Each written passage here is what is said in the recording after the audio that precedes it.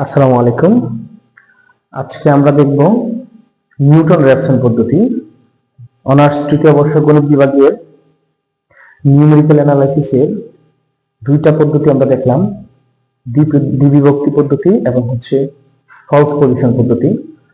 তার ধারাবাহিকতায় আজকে আমরা দেখব নিউটন র্যাপসন পদ্ধতি। তো আজকে আর কথা না বললাম, একদম আমাদের যে চারটা পদ্ধতি ছিল এর মধ্যে বাইসেকশনটা মানে দ্বিবিভক্তিটা আর ফলস পজিশনটা একটু বড় এবং একটু কঠিন, এবং বাইসেকশনটা বলছে ফলস পজিশনটা এমনিতেই বোঝা যায় ওইটার মতোই, আর এগুলা একটু সহজেই, হ্যাঁ একটু ছোট ছোট। যাই হোক, আমি একটু দেখি খুব সহজ করি। যেহেতু আমাদের অধ্যায়টা এক চলক বিশিষ্ট সমীকরণের সমাধান, তাহলে এই যে f of x মানে 0, এটা এক চলক বিশিষ্ট একটা সমীকরণ।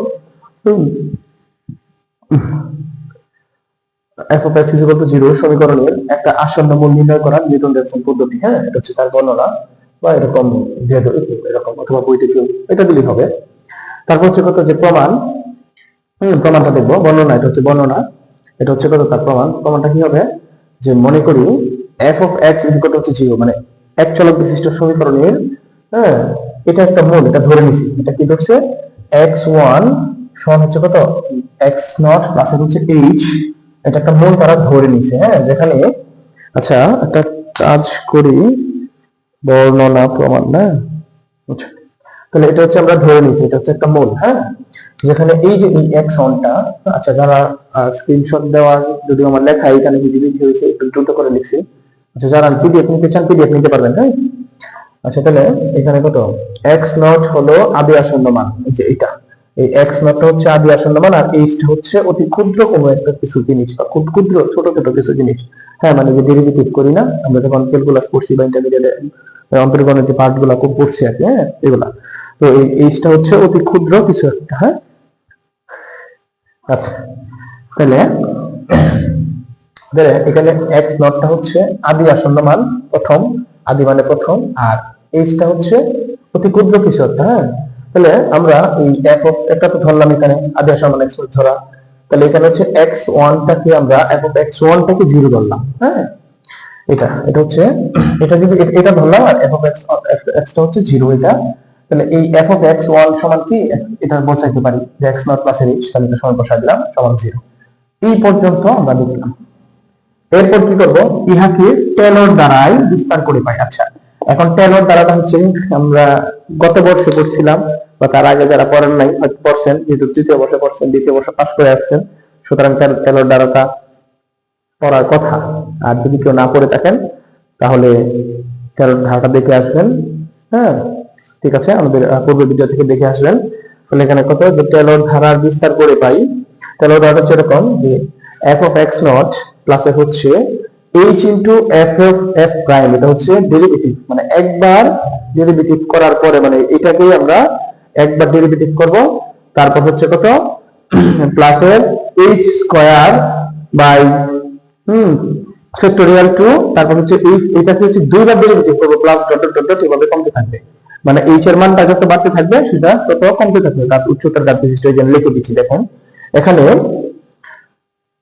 h অতি ক্ষুদ্র হওয়ায় এটা দ্বিতীয় তৃতীয় চতুর্থ মানে উচ্চতর ঘাত বিশিষ্ট বা উচ্চতর ঘাতগুলোকে অপেক্ষা করে এখানে কত f of x naught plus এর h into f prime of, মানে একবার ডেরিভেটিভ করার পর ওই ফাংশনটাকে, এটা 0, তারপর কত এখান থেকে h এর মানটা বের করছে। h এর মানটা বের করার জন্য কি করছে, এখানে ছিল আমাদের f of x naught plus এর h into f prime of x naught, এটা ছিল সমান কত 0, এটা তাই না।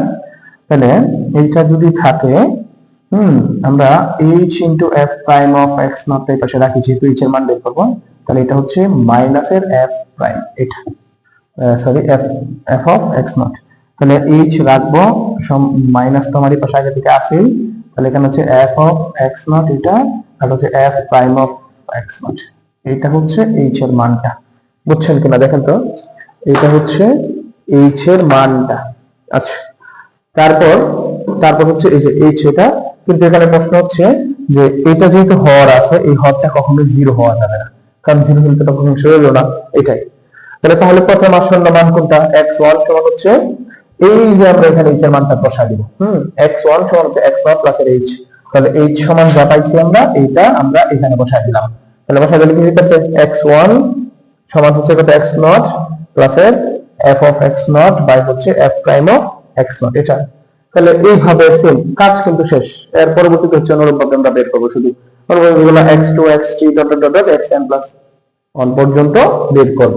তাহলে এখানে কি হবে, এখানে হচ্ছে xn প্লাস 1 সমান হচ্ছে xn মাইনাস এর f of xn, মানে এটাই সেম এটাই, শুধুমাত্র এটা হচ্ছে এখানে n প্লাস 1 হইলে এখানে তার এক কম বের করব। তাহলে এটা হচ্ছে এখানে n এর মান 0 থেকে 1 3 পর্যন্ত, এটাই হচ্ছে নিউটন রেফসান পদ্ধতি। এখন এখানে আরেকটা কাজ করা যায়, সেই কাজটা হচ্ছে এরকম, এখানে যদি xn ধরা যায়, হ্যাঁ মানে এটা xn ধরলাম, তাহলে এই পাশে কি হবে, সব জায়গায় n এর চেয়ে এক কম হবে। হ্যাঁ এখানে দেখেন n প্লাস 1, এখানে সব জায়গায় n এর চেয়ে কম। তাহলে এখানে সমান হচ্ছে কত, xn মাইনাস এর 1 মাইনাস এর এটা হবে কত f অফ xn মাইনাস এর 1 এটা, আর এটা হবে f prime of xn minus এর 1 এটা হবে। হ্যাঁ তখন কিন্তু এখানে n এর মানটা হবে কত 1 2 3 ডট ডট ডট, হ্যাঁ এটাও লেখা যায়, এটাও যদি লিখেন এইটাও নিউটন রেফসান পদ্ধতি হবে, কোনো ভুল নাই। বুঝতে পারছেন কিনা, বুঝতে পারছেন কিনা? আচ্ছা তাহলে এগুলা এটা একটু সহজেই, হ্যাঁ এখানে বোঝানোর তেমন কিছু নাই, তারপর আমি এটা লিখে দিলাম। যারা দেখেন, হ্যাঁ যারা না বুঝেন তারপরে প্রশ্ন করতে পারেন, এবং আমাদের পিডিএফ যদি নিতে চান তাহলে আমাদের হোয়াটসঅ্যাপ নাম্বারে যোগাযোগ করতে পারেন, আমাদের নাম্বার তো দেওয়াই আছে, হ্যাঁ একটু ঘাটাঘাটি করলে দেখতে পারবেন। তো যদি ক্লাস করে উপকৃত হন, যদি বোঝেন, তাহলে অবশ্যই পাশে থাকবেন। ভালো থাকবেন, ধন্যবাদ, আল্লাহ হাফেজ।